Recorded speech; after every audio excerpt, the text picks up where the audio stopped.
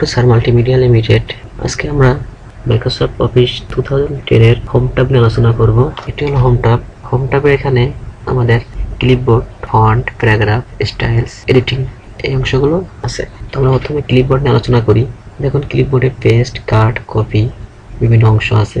তো আমরা প্রথমে কাটের কাজটা শিখি। অর্থাৎ কাটের কাজ হলো কম্পিউটারের নির্দিষ্ট কোনো অংশকে সিলেক্ট করে অংশটাকে সম্পূর্ণভাবে অন্য স্থানে স্থানান্তর করা। এজন্য আমরা প্রথমে অংশটা সিলেক্ট করি। দেখুন কাট আগে হাইড ছিল, এটা ওপেন হয়েছে, ক্লিক করলাম, দেখুন আমার অংশটি নাই।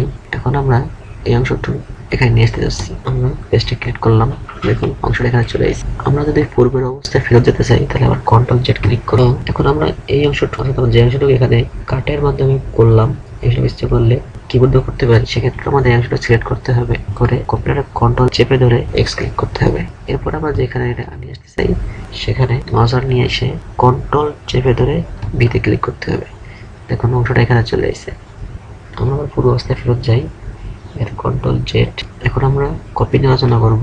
কপির কাজ হলো কম্পিউটারের কোনো নির্দিষ্ট অংশকে সিলেক্ট করে অংশটুকের হুবহু অনুরূপ কপি আর এক জায়গায় বসানো। এক্ষেত্রে মূল অংশটুকু তার জায়গায় বিদ্যমান থাকবে। তো আমরা এই অংশটা সিলেক্ট করলাম, এখন কপিতে ক্লিক করলাম। এখন আমরা মাউসটা এখানে নিয়ে আসি, পেস্টে ক্লিক করি, দেখুন হুবহু এই অংশটুকু এখানে চলে এসেছে এবং পূর্বের অংশটুকু তার জায়গায় আছে। এবার চাইলে আমরা যতবার খুশি ততবার করতে পারবো। আমরা এই অংশটুকু চাইলে আমাদের কিবোর্ডে করতে পারবো। সেক্ষেত্রে একই অংশ সিলেক্ট করতে হবে। তোমরা সিলেক্ট করলাম, এখন কম্পিউটারের কন্ট্রোল চেপে ধরে চেপে ক্লিক করবো। এরপরে আমরা এই অংশটুকু আসলে যেখানে নিতে চাই, মনে করলাম আমরা এখানে আনবো জিনিসটা এখানে আনবো। তোমরা কন্ট্রোল চেপে ধরে ভি ক্লিক করলে দেখুন অংশটা এখানে চলে এসেছে। আমরা ফুল অবস্থায় ফেরত যাই। এই হচ্ছে কম্পিউটারের ক্লিপবোর্ডের কাজ। এখন আমরা ফন্ট নিয়ে আলোচনা করবো। দেখুন কোনোটা নির্দিষ্ট অংশকে প্রথমে সিলেক্ট করব। আমাদের ছোট একটি মিনি টুলবার এসেছে। তো এই অংশগুলো নিয়ে আলোচনা আমরা পূর্বে করেছি। এই অংশে যে কাজগুলো আমরা শিখেছিলাম এই কাজগুলো আমরা ফন্টের সাহায্য করতে পারি। দেখুন এখানে বোল্ড দেখলে অংশটা মোটা হবে, লেখাটা ইটালিক করবে, লেখার নিচে আন্ডারলাইন নিয়ে আসবে। আবার আমরা ক্লিক করে অংশগুলো পূর্বের অবস্থায় নিয়ে আসতে পারবো। এর সাহায্যে লেখার ফন্ট নির্ধারণ করবে, অর্থাৎ লেখার দেখতে কিরকম হবে। এর সাহায্যে লেখার সাইজ নির্ধারণ করা হবে। চাইলে এর সাহায্যে লেখার সাইজ বাড়ানো এবং কমানো যায়। এর সাহায্যে আমরা সেন্টেন্স কেস নির্ধারণ করব, অর্থাৎ সেন্টেন্স কেসের প্রথম ওয়ার্ডগুলো সব কি লোয়ার কেস হবে নাকি আপার কেস হবে, এটা আমরা এর সাহায্যে নির্ধারণ করব। নাকি ক্যাপিটালাইজ ইজ ওয়ার্ড নাকি ডবল কেস, তো আমরা চাইলে এর সাহায্যে নির্ধারণ করতে পারবো। তো অবস্থায় ফেরত গেলাম। এটা একটা লেখার স্টাইল। এখানে কি ক্লিক করলে লেখার উপরে দাগ চলে আসবে। এর সাহায্যে আমরা লেখার বিভিন্ন শেপ নিয়ে আসতে পারবো, যেমন শ্যাডো, রিফ্লেকশন, ইটিসি। এর সাহায্যে আমরা লেখার ব্যাকগ্রাউন্ড চেঞ্জ করতে পারবো, ব্যাকগ্রাউন্ড কালার। এর সাহায্যে আমরা লেখার ফন্ট কালার চেঞ্জ করতে পারবো।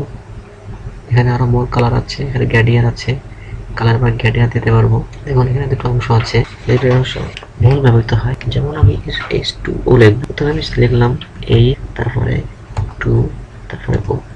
এখন আমাদের H2O এর ক্ষেত্রে 2টা নিচে থাকে, তো আমরা 2 সিলেক্ট করে এখানে ক্লিক করলে দেখুন H2 লেখা হয়ে গেছে।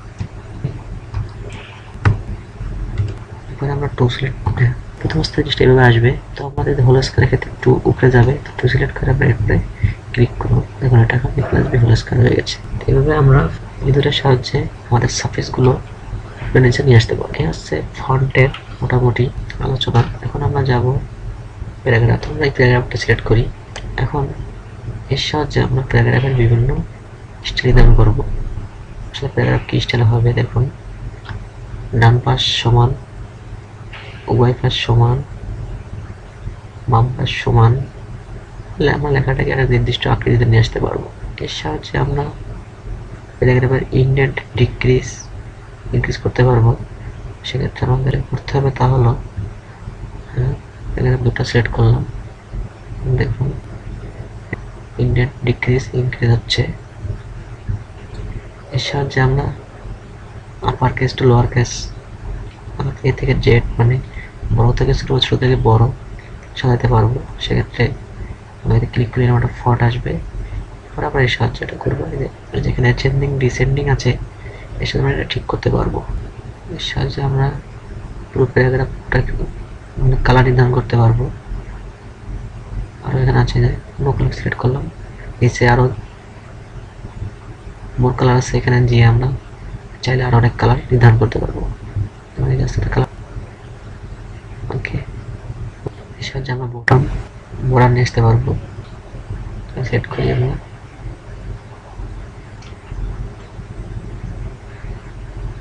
বটম বর্ডার চলে এসেছে।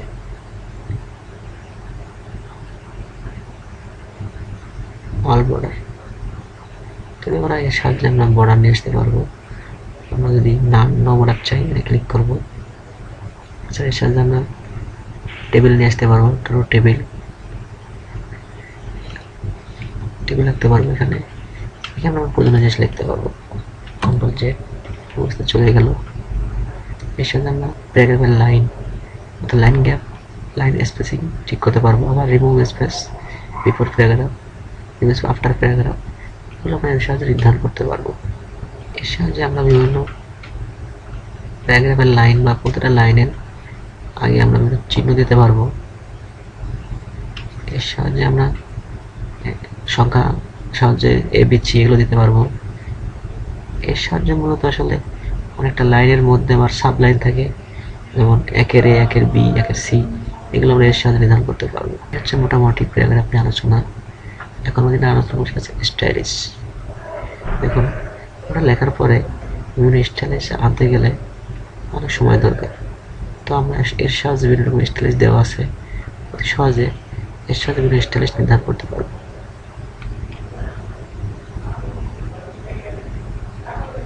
অনেক স্টাইলিশ দেওয়া আছে, এর সাথে আমরা স্টাইলিশ চেঞ্জ করতে পারবো, যেমন কালার চেঞ্জ করতে পারবো, তারপরে ফন্ট কালার চেঞ্জ করতে পারবো, প্যারাগ্রাফ স্পেসিং নির্ধারণ করতে পারবো। এখানে ক্লিক করে দেখেন paragraph space tight, relax, double, custom আছে। চাইলে আমরা এখান থেকে কাস্টম করে আমরা পছন্দ মতো স্পেসিংগুলো দিতে পারবো। এর সাহায্যে আমরা সেখানে আমরা জাস্ট কোনোটা নির্দিষ্ট ওয়ার্ডকে সহজে খুঁজে বের করতে পারবো। এর সাহায্যে আমরা কোনো ওয়ার্ডের পরিবর্তে আমরা লেখাকে রিপ্লেস করতে পারবো। যেমন যেখানে এখানে ইউ আছে, আমরা যদি এখানে ইউ দেই, ইউ, এরপর যদি আমরা এখানে রিপ্লেস দিই আই, এখন যদি আমরা এখানে ক্লিক করি দেখেন শুধু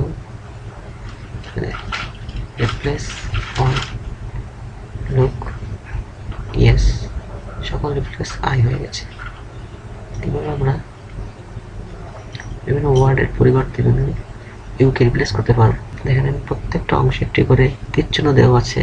এর সাহায্যে আমরা এই অংশের টেবিল নিয়ে এসে আমরা ইচ্ছা করলে অ্যাডভান্স বা কাস্টম লেখাটাকে চেঞ্জ করতে পারবো। এটি হলো হোম ট্যাবের মোটামুটি আলোচনা। আমরা আমাদের নেক্সট টিউটোরিয়ালে ইনসার্ট ট্যাব আলোচনা করবো। আজ এ পর্যন্ত, আল্লাহ হাফেজ।